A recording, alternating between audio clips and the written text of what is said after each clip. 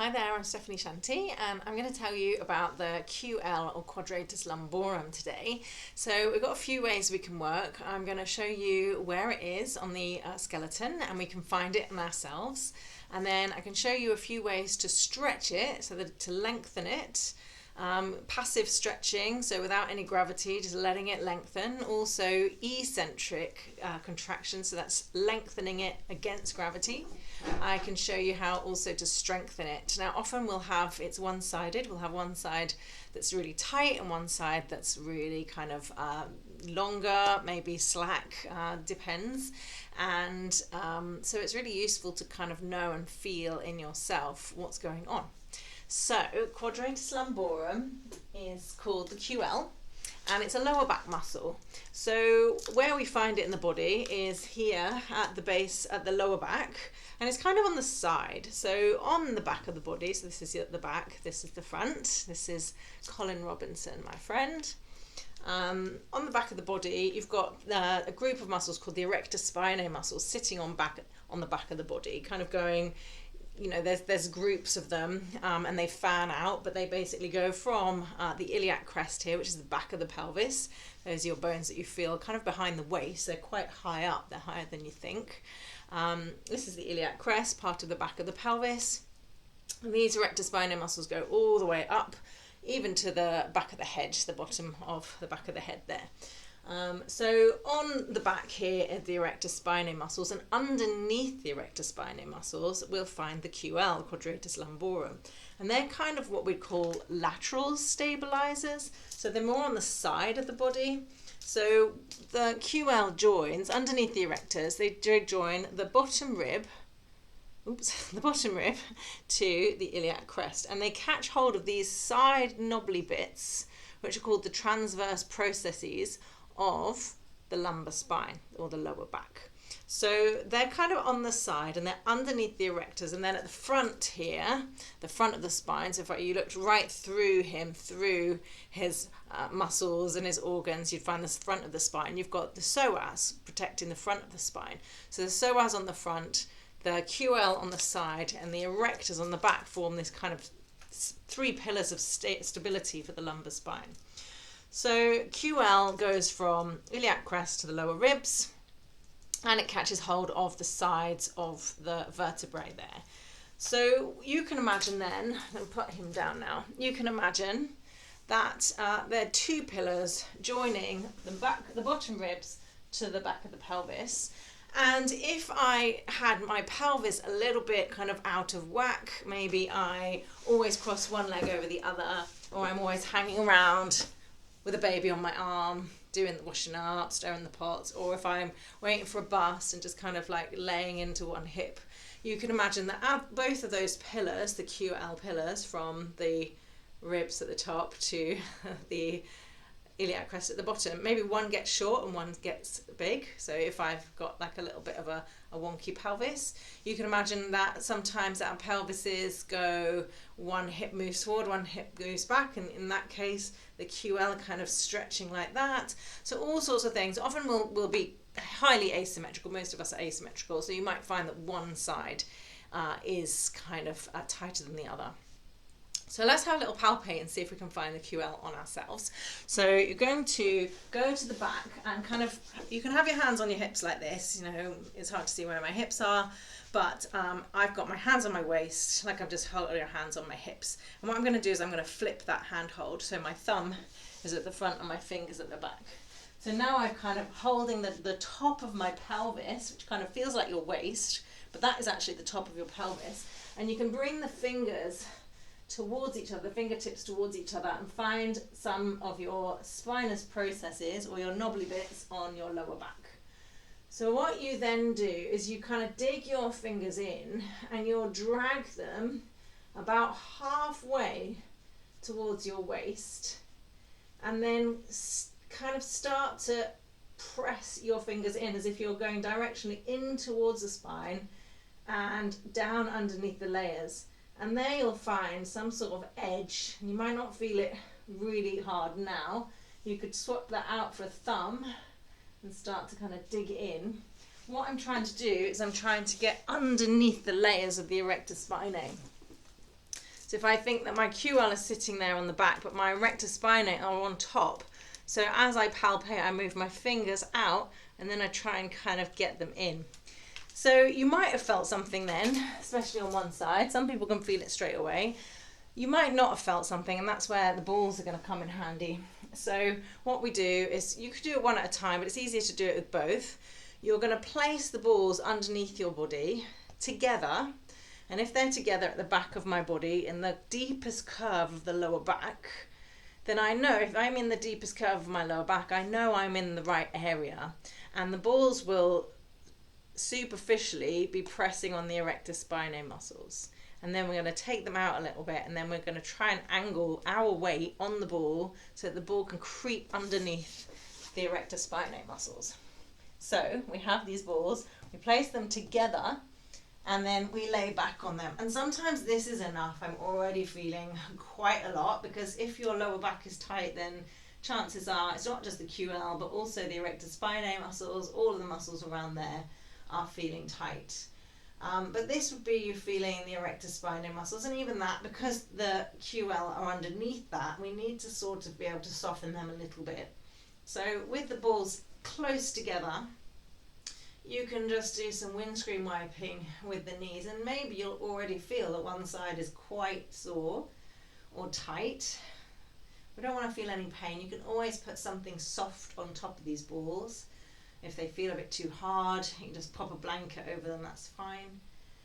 But to find the QL, what I want to do is I want to lift my bum up and move the balls out so they're about halfway between my waist and where they were before. And then I'm going to drop back down, and then you might feel something again as you windscreen wipe from side to side. You're kind of on the edges now of the erector spinae. And again, if there's tightness down there, there's tightness around. So you can also move the balls around a little bit, maybe closer in, further away, but they're not together and they're not at the waist. So they're somewhere between the center of your spine and the waist. And then what we can do is we can bring one foot into kind of a figure four, and we can drop all the weight onto one. So as I've dropped my left knee over to the left, I'm putting a lot of weight on that ball on the left side, and also angling the weight down and in, so I can definitely feel my QL here. Maybe you can, maybe you can't. Maybe you'll feel it more on the right side. I don't feel as much on the right side. And you can also just play windscreen wiping in figure four. And again, as I've come over to the left, even though my right leg's over, I'm really feeling my left QL. So that's a fun thing you can do. When I say fun, it's always subjective. Often people don't find this as fun as I do. And also you can take it up a notch by lifting up. Now, actually, we can place the foot on something. I'm not going to get something now, but if you had something to put this foot on, you can also do that figure four, but you'd have this stable point for your foot. You could also use a wall. So I could just scooch over to the wall and have the balls where they were before. Oh my goodness, that is much, much stronger, because by lifting the foot up, I'm putting more weight onto the ball. Whew. And you could also do that on the other side. So that's a little way of either finding where the QL is and also doing some myofascial release. And once you've finished that, you probably want to have a little rest. Once you've done myofascial release, there's this kind of surge of the fascia sucking in its hydration. And just something simple like that, massage like that every day, you only need like 1 or 2 minutes every day of doing that, can make a massive difference. You can also sometimes do that against the wall. You won't see my head here, but I've put my hands, my balls in the lower back, and I can just roll across them. And this will be a more gentle version, because I've got a choice of how much weight I put onto the balls. So that's myofascial release, and that's a way of kind of rolling and compressing the tissue so that when I stop compressing them, they can suck in their hydration. It's a massage technique, so I'm not really lengthening the tissues of that muscle or shortening, so I'm not stretching or strengthening that muscle. So if I imagine now, we need all of these things. The body needs, the muscles need to be lengthened and shortened. They need to be loaded, so they need to be strength bearing, load bearing, and they also need that compressive massage. So if I think that the QL goes from the lower rib to the back of the pelvis, so obviously one side, if I go into a lateral side bend, I'm going to be lengthening this QL and shortening this QL. So that would be a stretch. If I wanted to shorten those tissues, I'd have to kind of hoik one hip up towards the ribs, and that would shorten. So here are a couple of quite effective ways to introduce different kinds of muscular contraction to this QL. So if I start on all fours, on hands and knees, and I take my right foot out of the way, so off the mat, so that I can come into this kind of version of side plank. So here I've got my pelvis and my ribs. And if I push my hand into the floor, lift this lower hip, so my right hip up, and take my arm over me, I've put that QL into stretch because I've pulled the 2 points apart. So I've moved the hips down and the ribs up. So this on my left side is lengthening the QL, and this is a stretch. So this is a nice stretch. Now if I just hovered my foot off the floor a little bit, I'm now doing that stretch against gravity. Gravity wants everything to fall, but if I don't let it fall, then we could call this an eccentric contraction. So it's a lengthening contraction. So it's not a passive stretch. There's not much passive about this, but it's a really, really good way of effectively working these tissues. So if I took my hand and my leg kind of as if I'm standing up on the side, this is what we'd call an isometric contraction, because I'm not really shortening or lengthening that muscle. It's like I'm standing up, so the hip and the ribs are in the same orientation they would be if I was standing up. So this is an isometric contraction. I'm not shortening, I'm not lengthening, but I am really working. So this is also good. And then if I wanted to shorten it against gravity, I'd lift that leg up. I'm lifting my hand up, so I'm now bringing the hip towards the rib.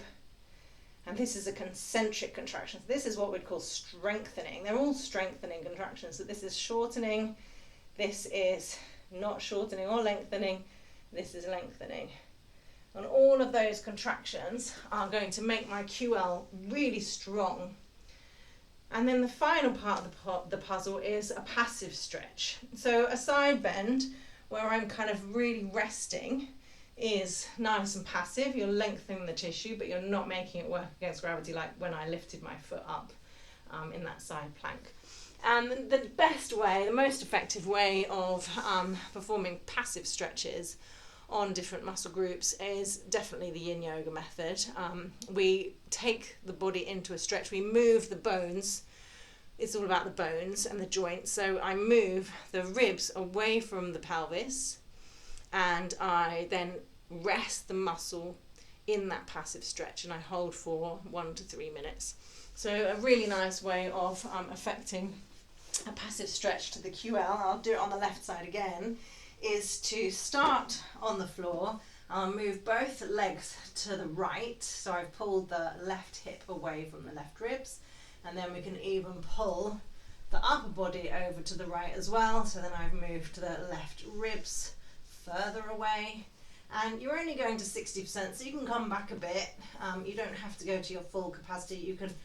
You can have one foot on top of the other to kind of hold your feet in place. You want the back of the pelvis on the floor and the shoulder blades on the floor, so you don't want to go into a twist, because then you've lost that passive stretch on the QL, and you hold this for a nice period of time. And you can do it without the arms. Obviously I've moved the bones away from each other, so that muscle is in a stretch, a passive stretch, and then I relax as much as I can.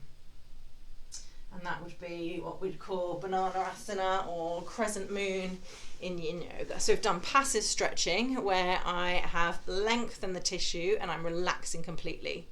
When I say lengthen the tissue, I mean I've moved the 2 points that the QL join, so lower rib, back of the pelvis, I've moved those points away and then I've completely relaxed. That's passive stretching yin yoga.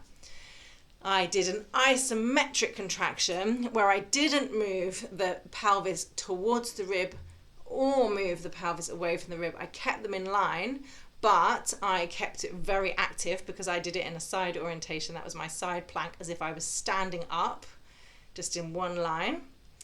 And that was my isometric contraction, neither lengthening it nor shortening it, but boy, is it working.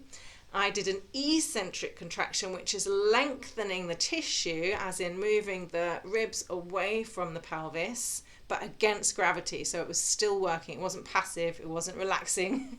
It was working. And I did a concentric contraction where I pushed those 2 points towards each other in my side plank. When I lifted my leg and my hand up, I moved the hips towards the ribs, shortening that muscle, and then I held that. And that's where you feel kind of, you can feel the burning sensation. So we've done compression, passive stretching, eccentric contraction, isometric contraction, concentric contraction, and between all of those, you're giving the tissues everything they need, all this pliability. They also need a little bit of vibration, so it's good to get out dancing as well. I hope this has been really useful, and let me know what you think.